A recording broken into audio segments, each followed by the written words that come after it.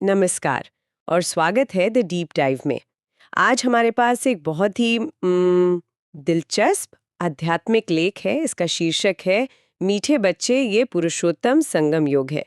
तो आज हम मिलकर ये समझने की कोशिश करेंगे कि इस लेख के मुख्य विचार आखिर हैं क्या। इसमें पुरुषोत्तम संगम युग जैसी बातें कही गई हैं। एक ऐसे समय की बात है जब पुरानी दुनिया बदलकर नई बन रही है। हमारा मिशन है इसके अंदर छिपे संदेश को निकालना।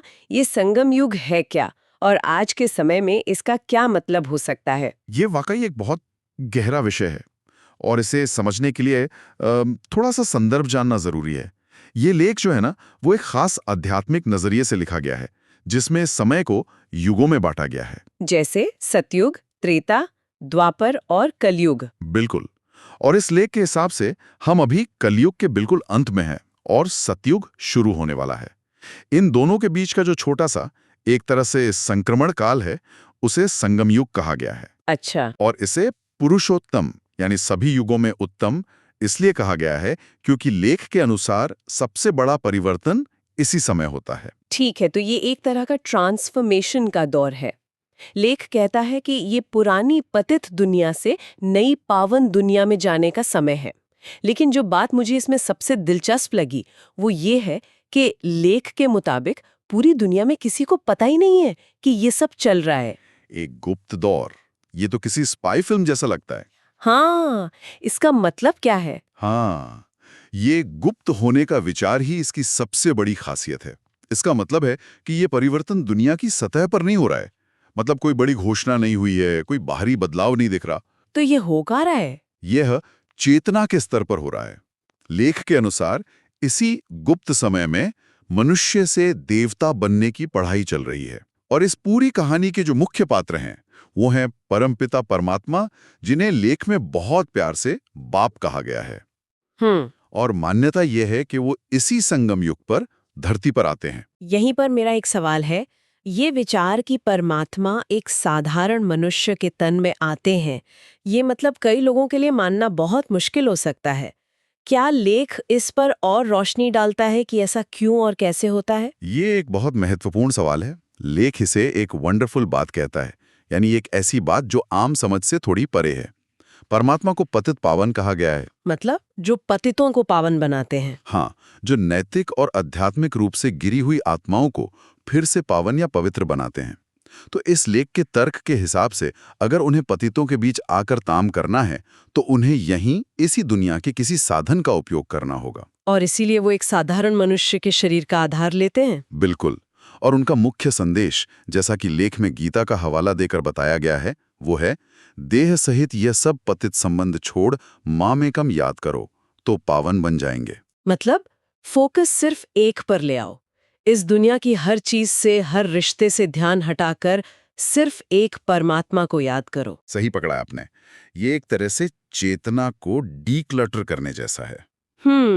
आज की दुनिया में हमारा ध्यान 100 जगह बटा हुआ है। ये संदेश कहता है कि अपनी आध्यात्मिक ऊर्जा को एक ही जगह केंद्रित करो और वही तुम्हारे शुद्धि का रास्ता है। अच्छा, ये तो हुई सिद्धांत की बात। लेकिन क्या लेख में ये भी बताया गया है कि इस ज्ञान को असल जिंदगी में कैसे उतारा जाए? मतलब रोजमर्रा की जिंदगी में कोई क्या करे? हाँ, और यहीं से ये चर्चा बहुत व्यवहारिक हो जाती है। लेख में सर्विस यानी सेवा पर बहुत ज्यादा जोर दिया गया है। एक कहावत का जिक्र है, धन दिए धन न खुटे। पर यहाँ बात पैसे के धन की नहीं। ज्ञान धन की ओर ही है। हाँ, ज्ञान धन की ओर ही है। और ये ज्ञान धन क्या है? मुख्य रूप से दो बातें हैं। पहली, 84 जन्मों के चक्कर का ज्ञान, और दूसरी, खुद बाप यानी परमात्मा का परिचय दूसरों को देना। लेख कहता है कि जो लोग ये सेवा करते हैं ना, उनकी निशानी है उनका उत्साह। उत्साह? हाँ, वो कभी थकते नहीं, सेवा के लिए अपनी नींद तक कुर्बान कर देते हैं। उनके अंदर एक आग होती है कि यह संदेश ज्यादा से ज्यादा लोगों तक पहुंचाना है। लेकिन ये सुनने में थोड़ा मुश्किल लगता है। क्या आज के जमाने में कोई सच में ट्रेन में या दुकान पर जाके ऐसे संदेश देगा? लोग क्या सोचेंगे? क्या लेख इस सामाजिक चुनौती के बारे में कुछ कहता है? आपका सवाल बहुत वाजिब है।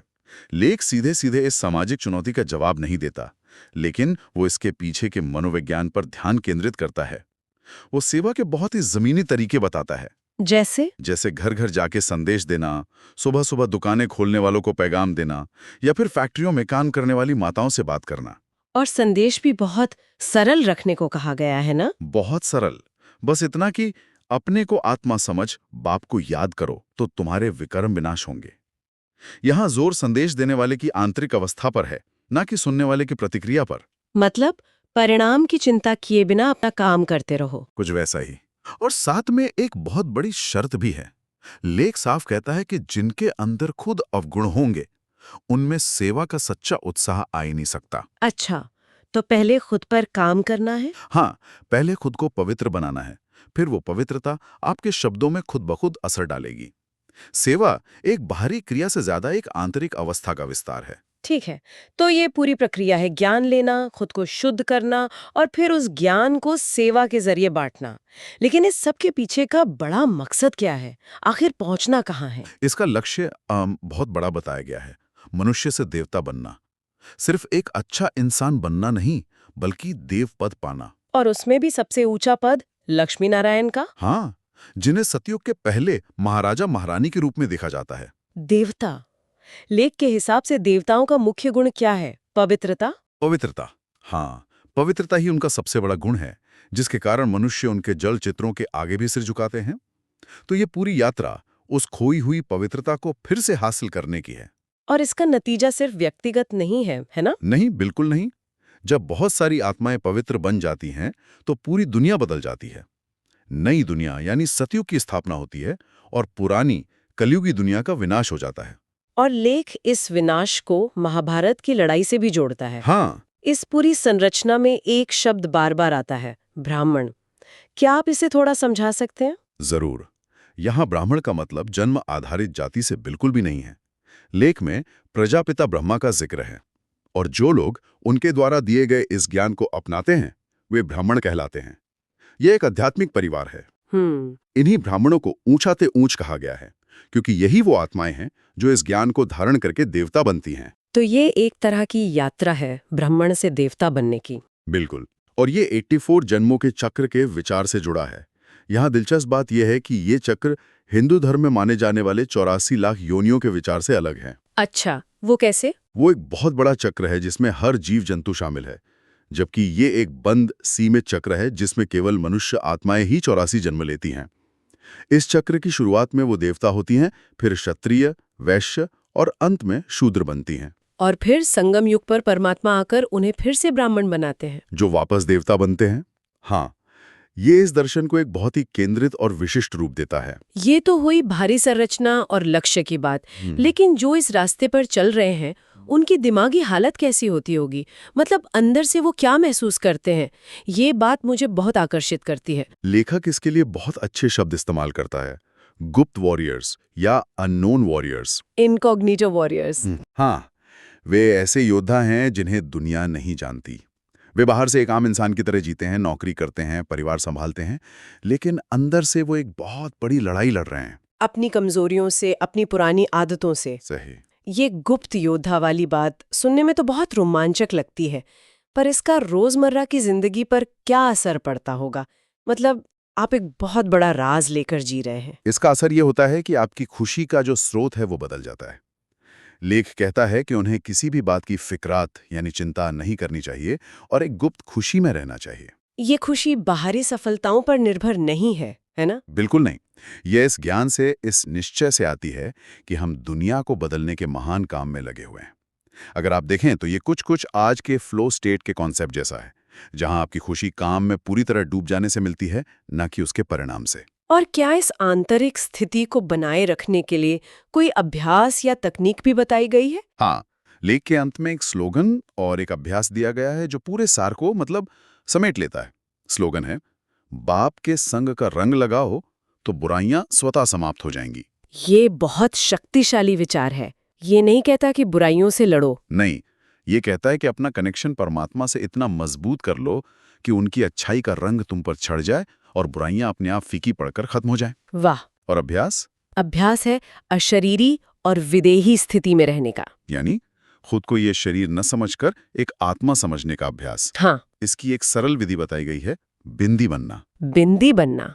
इसे ऐसे समझे जैसे आप जूम आउट कर रहे हैं, अपने शरीर से, अपनी परेशानियों से, अपनी पहचान से जूम आउट करके खुद को सिर्फ एक ऊर्जा का बिंदु, एक चेतना की चिंगारी के रूप में देखना। ये एक तरह का मानसिक डिटॉक्स है जो आपको रोजमर्रा के तनाव से ऊपर उठाता है। सही। तो अगर हम आज के इस पूरी चर्चा को समेटें तो ये लेख पुरुषोत्तम संगम युग को एक ऐसे गुप्त और शक्तिशाली परिवर्तन काल के रूप में दिखाता है जिसमें परमात्मा के ज्ञान और याद से आत्माएं खुद को पवित्र बनाकर आने वाली नई दैवी दुनिया के लिए तैयार करती हैं, और सेवा, गुप्त खुशी और अशरीरी होने का अभ्यास इस यात्रा के मुख्य साधन है। बिल्कुल। और श्रोताओं के लिए एक अंतिम विचार छोड़ते हुए लेख में अनुयायियों को दिल लेने वाले का परिवार कहा गया है, और माउंट आबू के दिलवाड़ा मंदिर को उनका पूरा यादगार बताया गया है। ये विचार सोचने पर मजबूर करता है कि कैसे एक आध्यात्मिक यात्रा को, एक विश्वास को पत्थरों में तराशकर एक भौतिक स्मारक में अमर कर दिया जाता है। लेख में जिक्र है कि उस मंदिर में नीचे महावीर और महावीरनियों के चित्र हैं। अच्छा।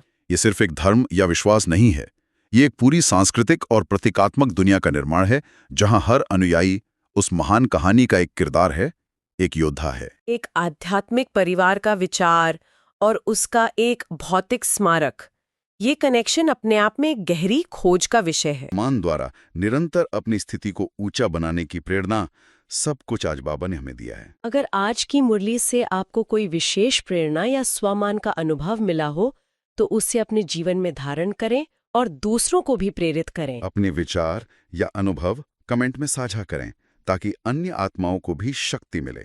याद रखें, हर शुभ संकल्प ही विश्व कल्याण की सेवा है। ओम शांति। ओम शांति।